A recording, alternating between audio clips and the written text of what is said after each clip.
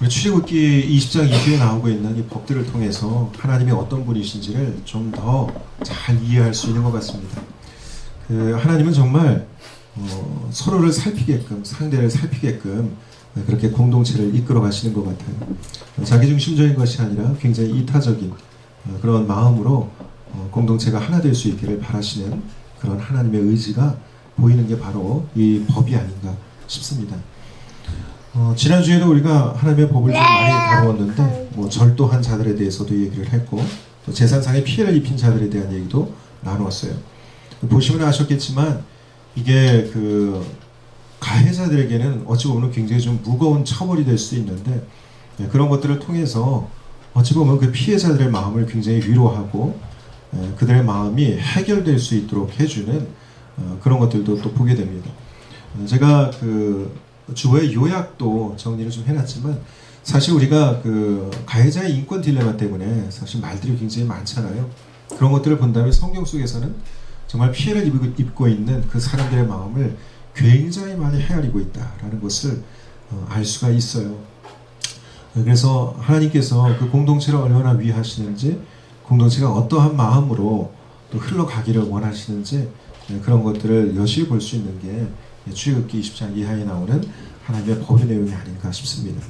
오늘도 마찬가지죠. 23장 1절부터 우리가 쭉 보게 되면 거짓된 풍설 퍼뜨리지 말래요. 이것으로 인해 가지고 깨지는 그런 관계가 얼마나 많고 또 깨지는 그런 공동체가 얼마나 많은지 모릅니다. 우리가 이런 것들로 인해서 또 피해를 봤던 그런 경험들이 개인적으로 있을 수도 있습니다. 그래서 하나님께서는 거짓된 풍설, 근거 없는 그런 이야기들과 소문들 때문에 사람들이 피해를 입고 마음이 망가지지 않도록 해야 된다. 이런 얘기를 하고 계시는 거예요. 그래서 어찌 보면 굉장히 실질적인 그런 얘기입니다. 우리 주변에서 얼마든지 있을 수 있는 그런 얘기이기도 하고요. 또 보니까 악인과 연합해서 위증하지 마라. 이렇게 얘기하고 있어요. 악인과 연합해서 위증하지 마라.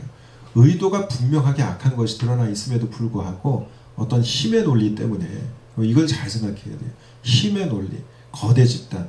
그래서 이런 것들 때문에 거기에 휘말려가지고 위증을 하게 된다면 하나님이 싫어하신다는 겁니다. 거기에 대해서는 분명히 하나님이 기억하시는 게 있다는 거죠. 다수를 따라서 악을 행하지 말라. 이게 다 같은 맥락 아니겠어요? 송사의 다수를 따라 부당한 증을 하지 말아라. 그러니까 어찌 보면은 그 약자들이 이런 어떤 집단 원리에 의해서, 힘의 논리에 의해서 굉장히 무참하게 짓밟히는 경우들도 우리는 많이 알고 있어요. 그리고 이런 것들이 뉴스가 되기도 하고 또 이런 사람들을 보호하기 위해서 애쓰고 있는 많은 사람들의 그런 이야기들도 종종 들어오게 됩니다. 그래서 여러분, 성경은 이 부분에 대해서 굉장히 강조하고 있다는 거예요. 똑같은 얘기 몇 번 나오고 있어요. 1절에서도 지금 악인과 연합해서 위증하지 말라고 얘기했고 2절에서도 다수를 따라서 악한 일을 행하지도 말고 송사에서 다수를 따라서 부당한 증언을 하지 말아라. 이런 얘기하는 거죠. 저는 이걸 보는데 사실 우리 사회의 어떤 그 일면을 좀 보게 됐던 것 같아요. 예를 들어서 여러분들이 변호사라고 생각해 보세요. 변호사인데 기업 변호사예요. 얼마든지 기업 변호사 될 수 있죠. 만약에 기업이 어떤 부당한 그런 그 손해를 보게 생겼다면 그 기업 변호사로서 마땅히 기업을 변호해야 되겠죠. 근데 예를 들어서 한 기업이 어떤 소수의 사람들 혹은 한 사람을 갖다가 그 기업이 손해 볼까봐 아니면은 잃을 것들이 좀 명확히 있기 때문에 그 한 사람을 인격적으로 혹은 잘못이 없는데도 불구하고 이 법을 이용해서 억누른다라고 한다면 만약에 여러분들이 크리스찬 변호사로서 그걸 어떻게 하시겠냐 말이에요. 여러분, 이거는 굉장히 어찌 보면은 우리가 변호사 입장이라면 또 법에 종사하고 있는 사람들의 입장이라면 고민이 되지 않을 수 없는 그런 말씀인 거예요. 그러니까 우리가 사실은 일상생활에서도 꼭 법조인이 아니어도 이런 경우들은 있을 수 있어요. 예를 들어서 내가 좀 마음을 같이 하고 있는 우리 어떤 팀이 있어요. 그런데 이 팀이 분명하게 의도가 좋지 않은 것들을 알고 있지만 이 팀이 살아남기 위해서 한 사람을 죽여야 한다면 그럼 어떻게 하시겠냐고요. 그럼 우리는 그 팀의 의리 때문에 아니면 관계성 때문에 이게 지금 돌아가는 것들이 분명히 하나님 기뻐하지 않으시는데도 불구하고 내가 이 편에 속해가지고 이 편을 두둔해야 될 것인가, 어떤 이런 문제를 겪을 수 있다는 것이죠. 근데 성경은 그렇게 하지 말라는 거예요. 부당한 정언도 하지 말고 다수 따라가지고 악한 송사를 치르지 말고 또 가난한 자의 송사라고 해서 편벽대에 두둔하지 말라 이렇게 얘기도 하고 있습니다. 가난한 자들이 굉장히 약자잖아요. 그죠? 사실 우리는 이런 거 너무 잘 알아요. 미국은 더 합니다. 제가 볼 때 정말 철저히 자본주의 아니겠어요? 그 나라에서 어떤 법적인 일들이 일어나는 것들을 볼 때 이게 기사화되고 또 세계적으로 또 많은 사람들에게 널리 알려지는 정말 받아들이기 힘든 어떤 그런 그 판결이나 이런 것들도 분명히 있어요. 예를 들어서 누군가를 살해했는데 그럼에도 불구하고 돈이 있는 것 때문에 이리저리 다 피해가서 결국에는 뭐 아주 적은 형량을 받는다든지 아니면은 뭐 집행유예가 된다든지 아니면 무죄 선언을 받게 되는 경우까지 이런 것들을 보게 되면 정말 이 피해를 입은 자들 혹은 가난한 자들 돈이 없어가지고 변호사를 댈 수도 없는 자들은 얼마나 원통하고 얼마나 억울하겠습니까? 하나님은 그런 일이 있어서는 안 된다는 거예요. 근데 여러분 이 돈의 원리, 힘의 원리는요 세상에 늘 가득합니다. 이 역사가요 뭐 창조 이래로 계속 되어져 왔었어요. 아담과 하와가 범죄하고 가인과 아벨이 그렇게 가인이 아벨을 죽이게 되고 또 이 가인이 나가서 사람들 앞에서 두려워하게 되고 또 그의 아들이었던 라멕이 다른 사람들이 자기를 죽이지 않을까 두려워하기도 하고 또 소년을 죽이기도 하고 이런 어떤 경쟁 사회, 힘의 원리의 사회 이런 세상 속에서 늘 있었던 일들이란 말이죠. 근데 하나님께서는 뭐 하고 싶은 거예요? 거슬러야 된다는 거예요. 크리스찬들은 이 보편적인 악의 현상들을 거슬러 가는 것이 크리스찬들이다. 이런 얘기를 해주고 계시는 겁니다. 그래서 여러분 우리 6장에 보면은 6절에 보면 너는 가난한 자의 송사라고 정의를 굳게 하지 말라는 얘기를 하면서 아마 여러분들 누군가의 성경에는 전도서 5장 8절에 있는 말씀이 여기 이렇게 참고 주로 아마 되어 있을 거예요. 혹시 있으신가요? 전도서 5장 8절 한번 우리가 펴볼게요. 전도서는 잠언 뒤에 있습니다. 페이지는 952페이지. 이걸 또 페이지라고 하면 약간 좀 가볍게 느끼시는 분들도 계시는 것 같아요. 성경은 쪽이라고 해야지 페이지라고 하면 좀 이상하지 않냐? 쪽이나 페이지나 다 똑같은 말 아니겠어요? 5장 8절 한번 보세요.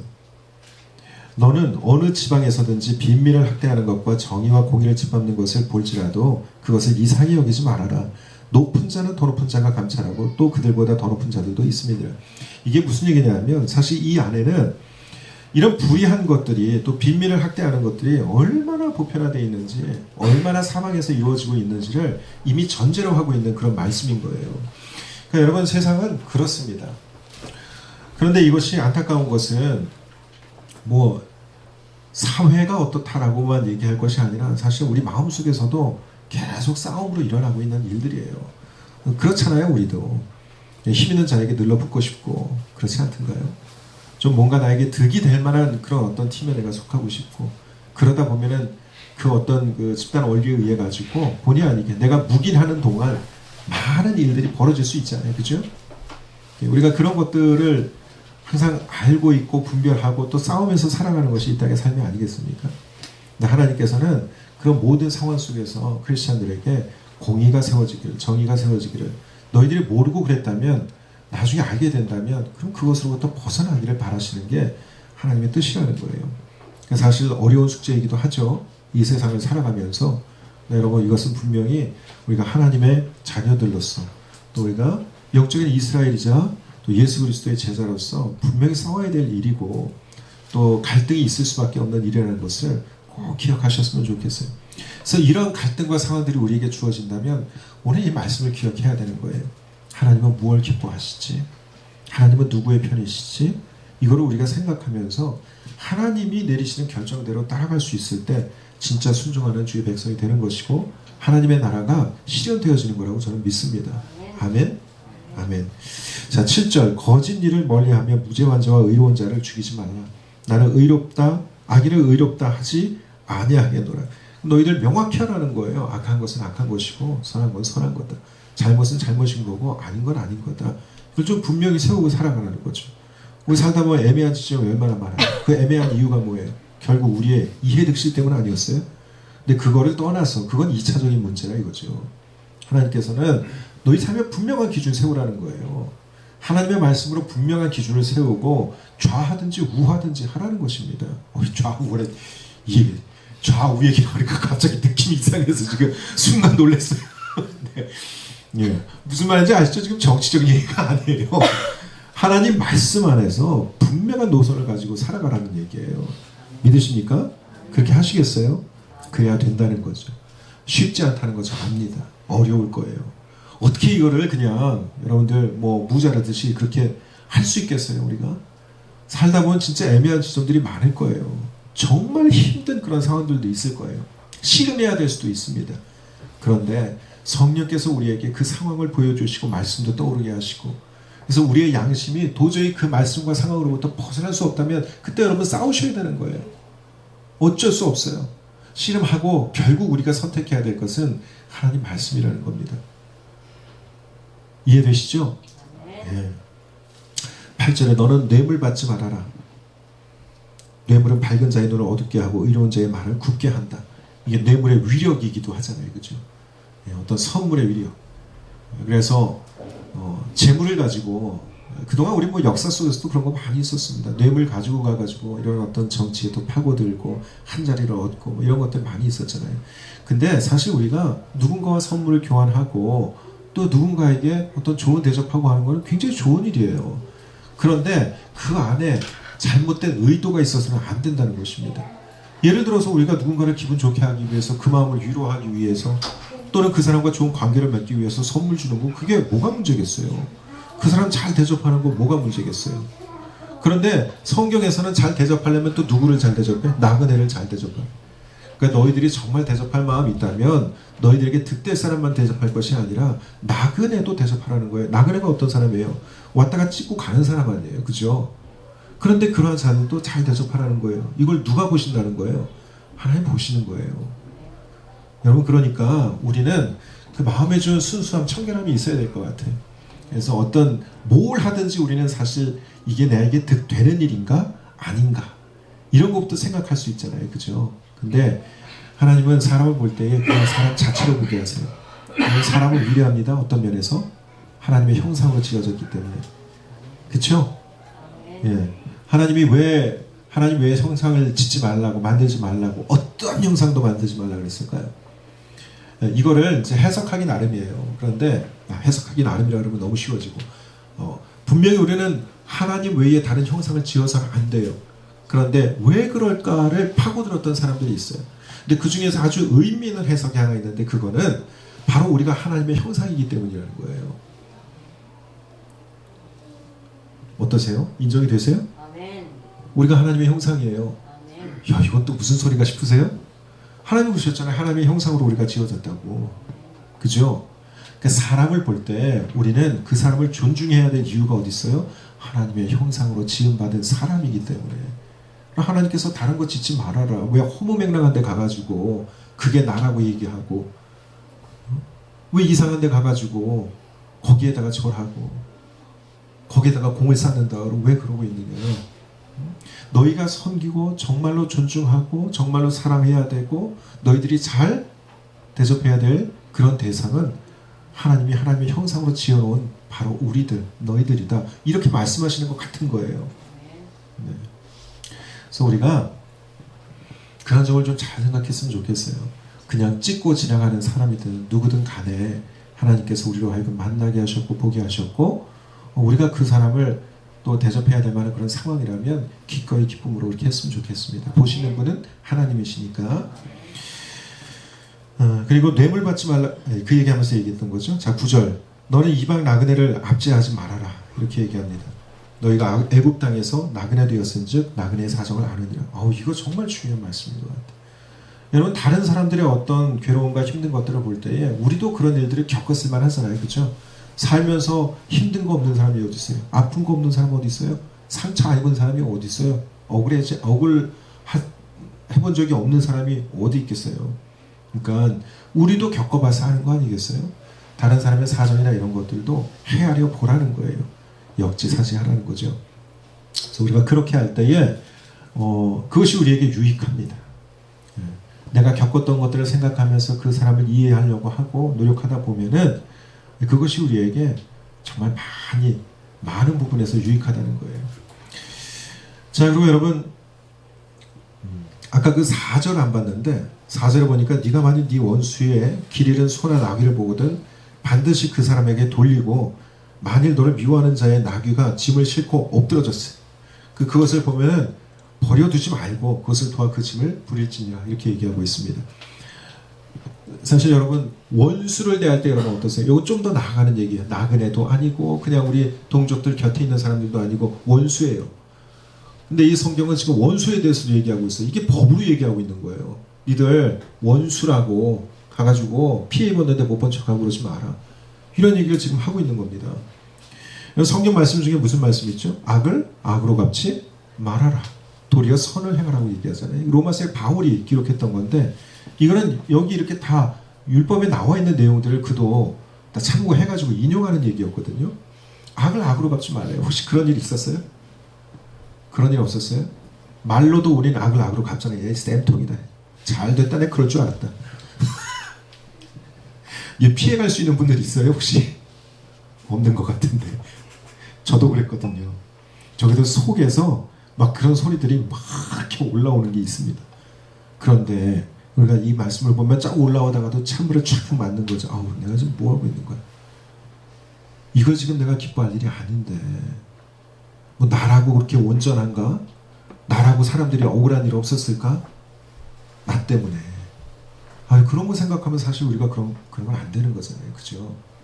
우리는 다 불완전하기 때문에.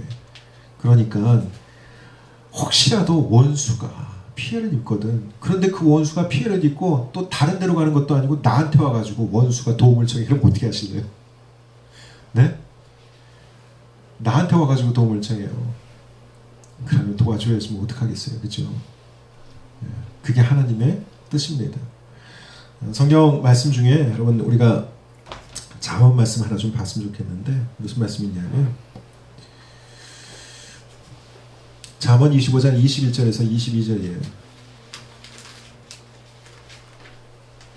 한번 읽어보실까요? 잠언 25장 21절에서 22절 찾으신 분 읽어보세요. 네 원수가 배고파하거든 음식을 먹이고 목말라하거든 물을 마시게 하라. 그리하는 것은 핀수를 그의 머리 위에 놓는 것과 일반이요 여호와께서 내게 갚아주시자. 아멘. 다 같이 합시다. 아멘. 네, 이렇게 하실 거라는 거예요. 이거 하나님이 기억하시고 보고 계시고 여기에 대해서 하나님이 갚으실 거라는 겁니다. 원수를 선대하시길 바랍니다. 그가 와서 도움을 청하는 거예요. 이 원수가 아주 바닥까지 내려갔어요. 그래서 배가 고파 먹을 것도 없는 거예요. 여기서 원수를 잘 대해주라고 하는 것이 뭐 이 사람 풍족한데 가가지고 더 해주라 뭐 이런 얘기도 아니잖아요. 그죠? 진짜 바닥까지 내려갔어. 원수가 아주 그냥 진짜 내가 너 그렇게 될 줄 알았다 했는데 진짜 그렇게 됐어요. 근데 와가지고 배고파 하는 거예요. 혹시 나한테 오지 않더라도 그런 걸 알게 된다면 가가지고 측은히 여겨야 될 필요가 있는 거죠. 아휴, 어쩌다 이렇게 됐어. 이거라도 먹어. 내주고. 왜 여기서 이러고 있어? 나와. 빛 좀 봐. 나하고 좀 나와.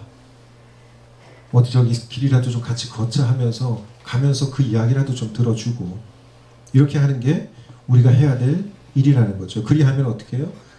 핀 숯을 그의 머리에 놓는 것과 일반이에요. 이건 약간 관용적인 어떤 그 얘기예요. 약간 속담 같은 건데 그의 양심이 불타는 것 같을 것이다. 이거예요. 그리고 자기의 죄를 돌아보고 자기의 과오를 돌아보고 새 사람 될 기회가 생길 수 있다는 거예요. 그쵸 여러분? 그럴 수 있겠죠? 그러니까 우리는 믿는 자들로서 마땅히 그와 같이 해야 된다는 것입니다. 자 이제 10절에 가보니까 조금 다른 얘기하는 것 같아요. 너는 6해 동안에 너의 땅에 파종하여 그 소산을 거둬라. 이제 이게 안식일 개념이 또 여기서 나오죠. 뭐 7년 중에 6해 동안에는 일하고 1년은 쉬게 하고 종들도 어떻게 한다 그랬어요? 종들도 7년째가 되면 어떻게 해요? 만약에 이제 자기가 돈이 없어가지고 팔려온 종이 있어요. 내가 갚을 길이 없다. 돈 빌렸는데.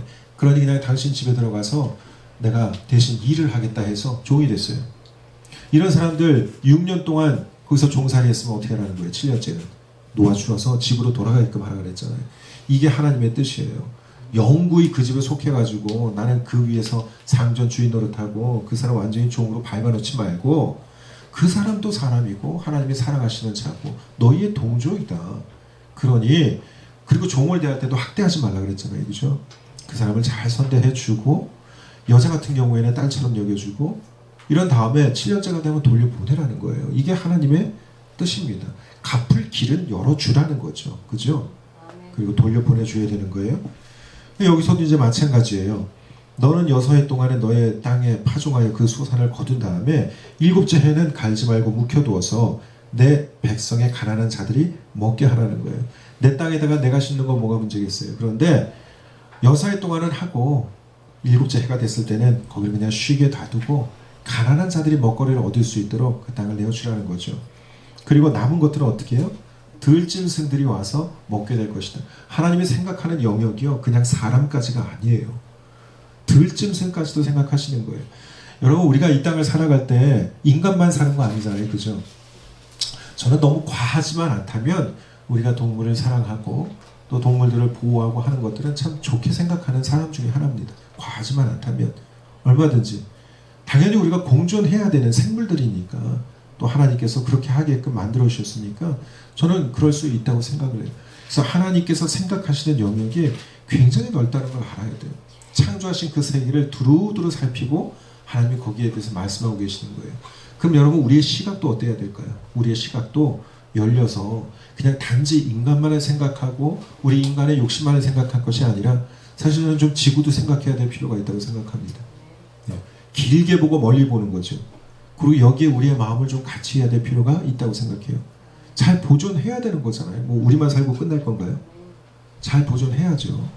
그러니까 여기까지 우리의 마음이 좀 이르게 된다면 하나님이 창조하신 세상을 생각하시는 그 마음에 우리가 조금 따라갈 수 있지 않을까라는 생각을 해봅니다. 그런 의미에서 우리 저기 또 장로님이 지금 나무의사 또 하시잖아요. 공부를 되게 잘하고 계시는 것 같아요. 그래서 정말 이 자연이 잘 보존될 수 있도록 애써주시면 감사할 것 같습니다.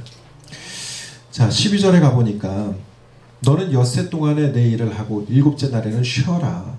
그래야라고 여기 사이에 딱 붙어요. 그게 있어야 될 것 같아. 그래야 어떻게 돼요? 네 소와 나귀도 쉴 거 아니냐. 네 여종과 자식과 그 나그네들도 숨을 돌릴 거 아니냐. 이 얘기를 하고 있습니다. 이것도 참 요즘 세상에 중요한 얘기죠. 사실 요즘 24시간 풀가동 일주일 내내 돌아가는 것들이 얼마나 많아요. 그죠? 근데 그러는 동안에 어느 누군가는 굉장히 지쳐있을 수 있어요.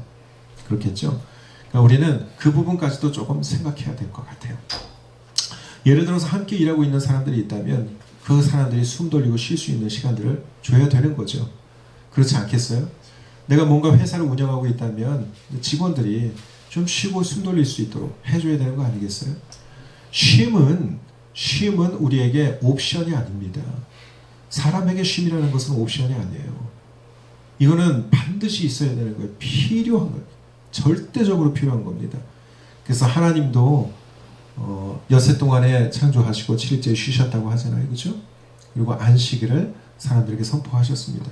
이런 것처럼 우리도 이 안식, 쉼, 또 쉬게 하는 것, 이 가치와 중요성을 좀 마음에 새기고 그렇게 우리가 살아갔으면 좋겠습니다. 아멘. 자, 오늘 이 법들을 보니까 여러분 이 법의 혜택을 받는 사람들은 어떨 것 같으세요? 이 법의 혜택을 받는 사람들, 지금 이 하나님께서 정해놓으시고 이스라엘 백성들에게 얘기해주고 있는 이 법의 혜택을 받는 수혜자들은 과연 어떨 것 같으세요? 되게 마음이 위로가 될 것 같지 않아요? 그렇지 않으십니까? 되게 마음이 좀 따뜻해질 것 같지 않아요? 하나님은 공동체가 세상에 그렇게 되기를 바라시는 거예요. 이게 정말 부당한 어떤 송사에서 막 억울하고 짓눌려가지고 너무 원통해가지고 막 숨도 못 쉴 정도로 눈물이 나는데 그러고 있는 자에게 누군가 한 사람이 다가가서 그 사람의 편이 되어주고 그 사람을 위해서 싸워주고 이런다면 여러분 그 사람 얼마나 위로받겠어요? 그죠? 근데 그 다가갔던 한 사람이 크리스찬이긴 저는 그러길 바라요. 그래서 저는 이런 생각했어요. 오늘 말씀 준비하면서 마지막에 그냥 한마디로 정의한다면 이렇지 않을까? 하나님은 우리에게 이렇게 말씀하시는 것 같다. 이 보편적으로 참 악이 퍼져 있는 세상 속에서 성도들아 너희는 마지막 희망이 되어야 돼. 이렇게 말씀하시는 것 같았어요. 그래서 여러분 우리가 이 세상의 마지막 희망이 됐으면 좋겠어요. 아멘. 사회가 성도들을 그렇게 여길 수 있으면 좋겠습니다. 내가 교회 찾아가면, 내가 믿는 사람 찾아가면 그래도 거기 내 희망이 있어. 내 마지막 소망이 있다. 이렇게 여길 수 있는 것이 교회와 우리가 되기를 예수님의 이름으로 축원드립니다. 아멘. 기도하겠습니다. 아버지 하나님 감사합니다.